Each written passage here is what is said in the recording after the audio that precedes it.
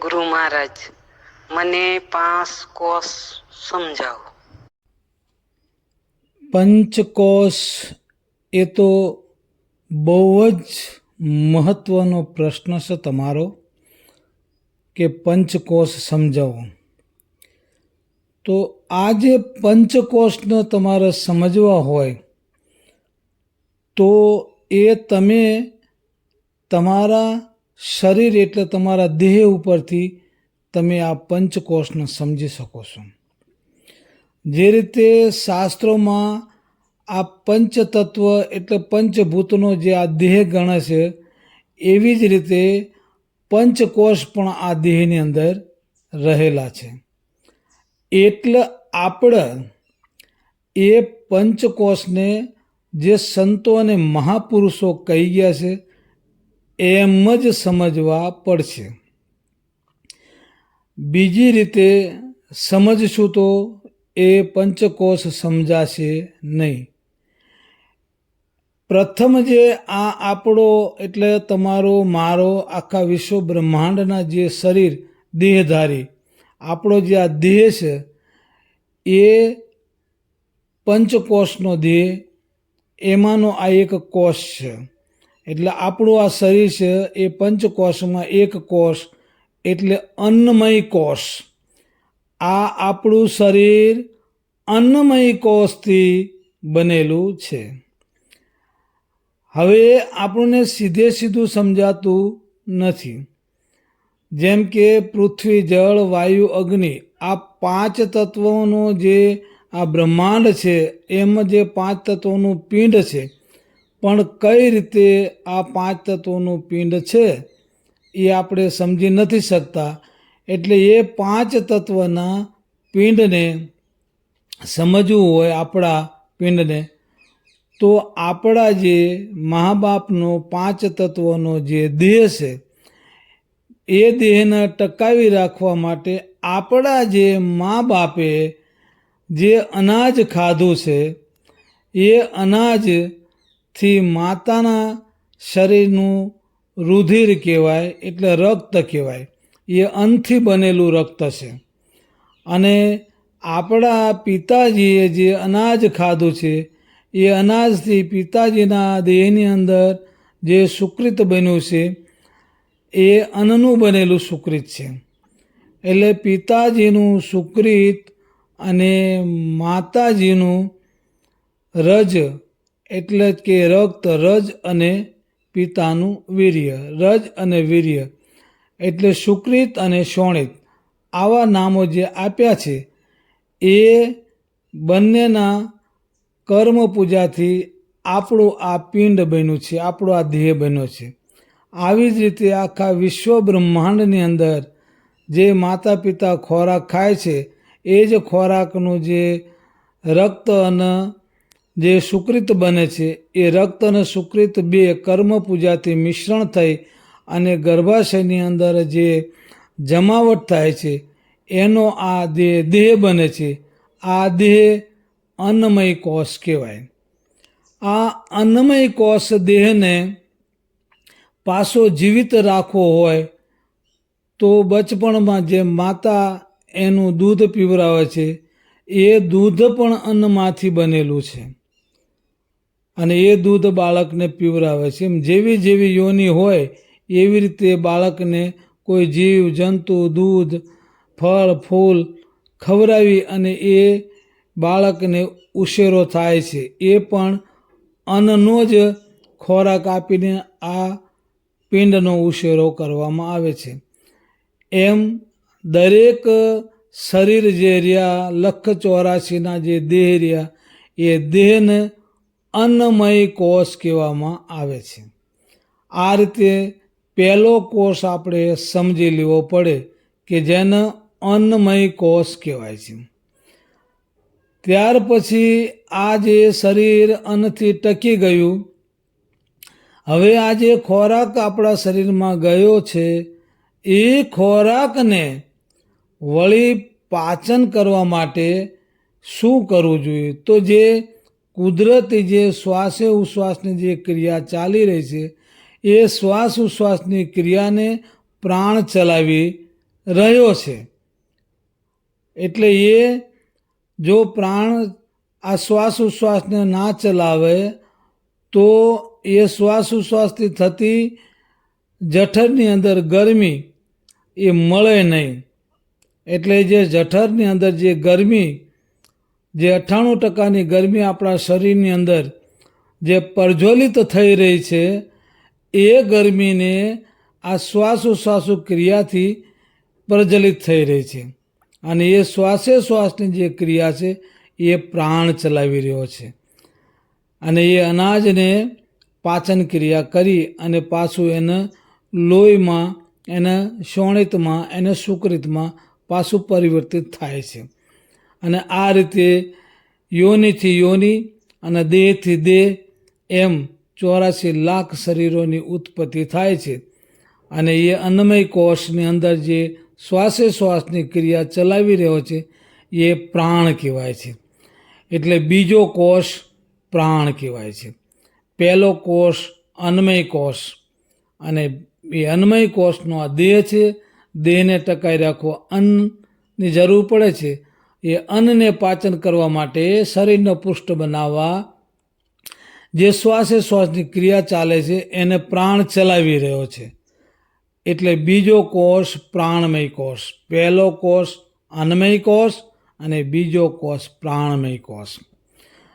પછી એની અંદર એ અનાજ ગયું, પાચન ક્રિયા થઈ, પેટ ભરાણું, એટલે મન પ્રફુલ્લિત થયું. ત્યાં સુધી મન મંદ પડી ગયેલું હતું. મન કોઈ કામ કરવાની ઈચ્છા નહોતું કરતું. પણ જ્યાં એને ખાધું પીધું એટલે મન પ્રફુલ્લિત થયું. સંતો પણ એવું જ કહે છે કે કાયા વચ્ચે ગુમડું એનું ઓહોળ છે અન્ન, ભરાણા પછી ભીમ સાહેબ કે મોજું માણે મન. કબીર સાહેબ પણ આ જ વાત સમજાવે છે કે આગ લગે ચમડે કે કોટી મેં તો જ્ઞાન ધ્યાન સબ રોટી મેં.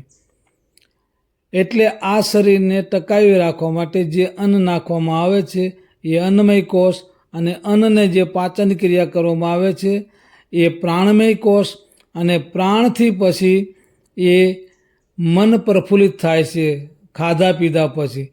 એટલે એને કહેવાય છે મનોમય કોષ. મન જે સંકલ્પ વિકલ્પ કરે છે અને જેના વડે આપણે વિશ્વ બ્રહ્માંડની ક્રિયા કરવાના વિચારો કરવી છે એ મનથી કરવી છે. એટલે મનને પણ એક કોષ તરીકે આપણા સંતોએ શાસ્ત્રોમાં ઉલ્લેખ કર્યો છે. એટલે મનોમય કોષ.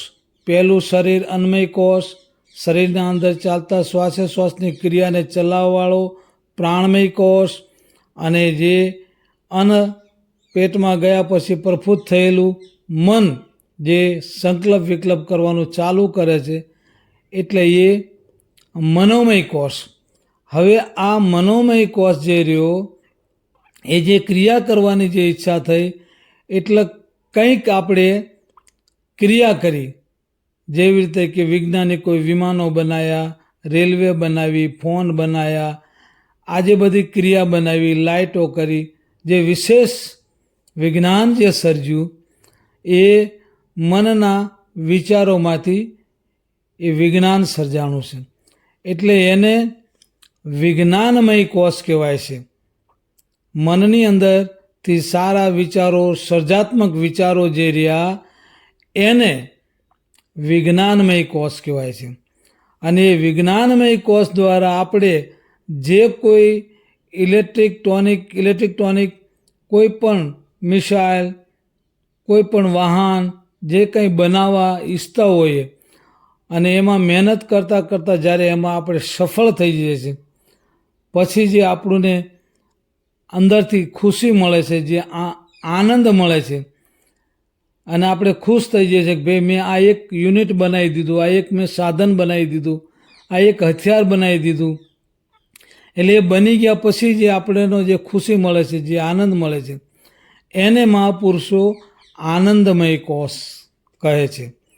એવી રીતે આ શરીરની બધી જે ક્રિયા છે એ આ રીતે મહાપુરુષોએ શાસ્ત્રોમાં લખી છે. અને આ પંચકોષ મહાપુરુષોએ શાસ્ત્રોમાં લખ્યા છે, સંતોએ આપણને સમજાયા છે. એ મહાપુરુષોને આપણે બહુ ધન્યવાદ આપવા જેવી છે. આપણે એમને કોટી કોટી વંદન કરવા જેવા છે કે જેમણે આવી ખોજ કરી અને પંચકોષનું આપણને જ્ઞાન આપ્યું છે. એટલે શરીર અન્નમય કોષ, એની અંદર જે અન્ન પાચન કરવાની ક્રિયા કરતો પ્રાણમય કોષ, અને એનાથી પ્રફુલ્લિત થયેલું મન કંઈક સારા વિચારો, સર્જાત્મક વિચારો કરે છે, એના મનોમય કોષ, અને કંઈક નવું સર્જાય છે એ વિજ્ઞાનમય કોષ, અને એ કાર્યમાં સફળતા મળ્યા પછી જે ખુશી મળે છે એ આનંદમય કોષ. એવા આ પંચકોષ જે આ દેહની અંદર સમજાયા મહાપુરુષોએ, એને સમજી અને આપણે એ વાતને વિચારવાનો છે કે જે સમજાવવાળા મહાપુરુષ જે છે એ આ પંચકોષથી પર છે, અને એ પર હતા એટલે જ એણે આ પંચકોષની ખોજ કરી અને આપણને સમજાયા છે કે આ રીતે આ વિશ્વ બ્રહ્માંડની ક્રિયા ચાલી રહી છે. એટલે એક બાજુ પંચ તત્વ, પંચભૂત છે, એમાંથી પિંડ બનવાની જે રચના છે એ રચના માતા પિતા દ્વારા જે થઈ છે એ રચનાથી પછી એ શરીર બન્યું છે. શરીરની અંદર અન્નમય કોષ કહેવાય છે. એ અન્નમય કોષને પાછું અન્ન આપીએ છીએ. એ અન્નને પાચન કરવા માટે પ્રાણમય કોષ છે. એ પ્રાણમય કોષથી શરીર પુષ્ટ બન્યા પછી મન પ્રફુલ્લિત થાય છે, એટલે એ વિચારશ્રેણી ઊભી થાય છે કે હું કંઈક બનાવું.